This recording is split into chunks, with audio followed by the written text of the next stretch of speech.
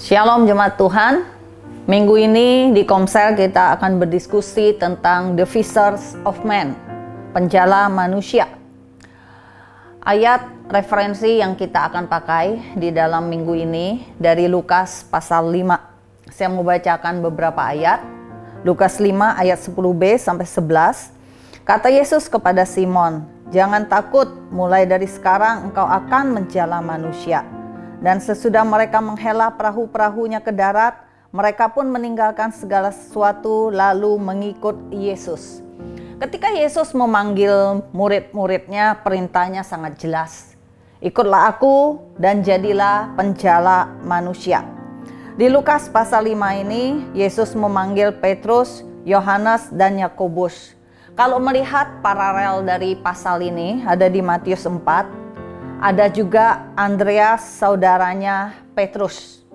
Nah, minggu ini kita mau belajar tentang the fishers of men.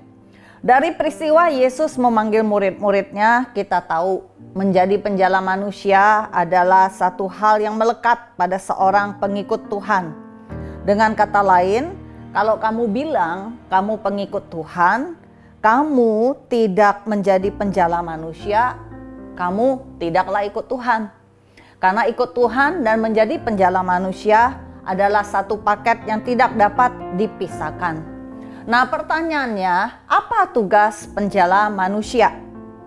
Kita mau melihat apa yang terjadi di dalam Lukas pasal 5 ini yang Yesus lakukan bersama dengan murid-muridnya.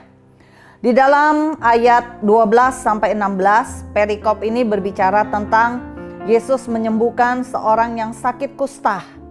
Akibatnya dikatakan di ayat 15, tetapi kabar tentang Yesus makin jauh tersiar dan datanglah orang banyak berbondong-bondong kepadanya untuk mendengar dia dan untuk disembuhkan dari penyakit mereka.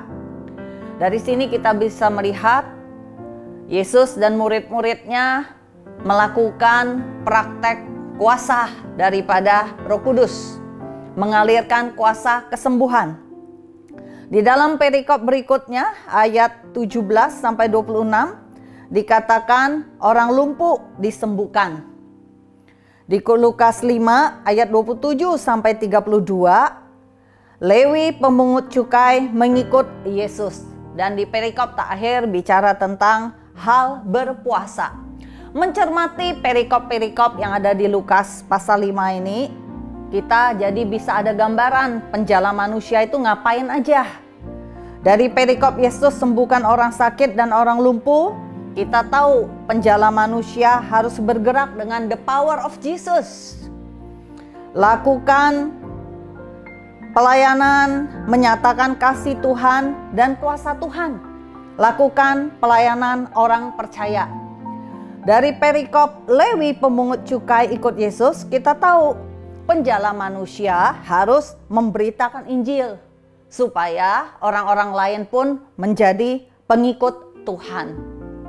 Nah, bagaimana langkah praktisnya? Langkah praktisnya ada 3 yang saya mau Bapak Ibu nanti lakukan di Komsel. Pertama, ceritakan hidupmu sebelum kenal Tuhan.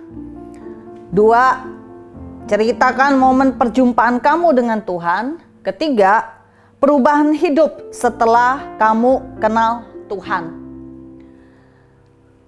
Oke, dari perikop hal berpuasa, kita tahu seorang penjala manusia juga harus menyatakan kebenaran Injil di tengah-tengah pemahaman yang dianut oleh orang-orang yang di sekitarnya. Jadi dari Lukas pasal 5 kita pelajari penjala manusia itu ngapain aja. Pertama, penjala manusia itu bergerak dengan the power of Jesus, menyatakan kasih dan kuasa Tuhan, melakukan pelayanan orang percaya. Yang kedua, penjala manusia itu memberitakan kabar baik, memberitakan berita tentang Yesus, supaya ada orang-orang lain yang ikut Yesus. Yang ketiga, penjala manusia itu menyatakan kebenaran Injil di tengah-tengah pemahaman-pemahaman, konsep-konsep yang keliru di antara orang-orang yang ada di sekitar kita. Saya akhiri dengan membaca Lukas 4 ayat 18 dan 19. Roh Tuhan ada padaku, oleh sebab Ia telah mengurapi aku untuk menyampaikan kabar baik kepada orang-orang miskin, dan Ia telah mengutus aku untuk memberitakan pembebasan kepada orang-orang tawanan dan penglihatan bagi orang-orang buta, untuk membebaskan orang-orang yang tertindas, untuk memberitakan tahun rahmat Tuhan telah datang. Jadi Tuhan mau semua kita menjadi the fishers of men, penjala manusia. Sekarang ayo di dalam komselmu, di dalam kelompok-kelompok kecil, lakukan diskusi.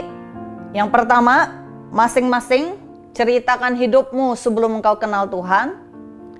Kedua, ceritakan momen ketika engkau kenal Tuhan. Yang ketiga, ceritakan perubahan hidup setelah engkau kenal Tuhan. Oke?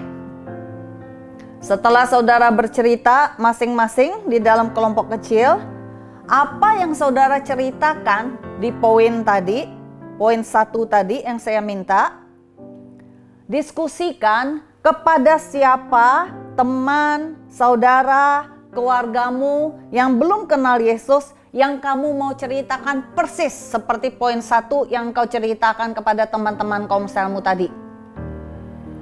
Tentukan 2 orang menjadi VIP listmu yang engkau mau ceritakan pengalamanmu sebelum, ketika, dan sesudah mengenal Tuhan.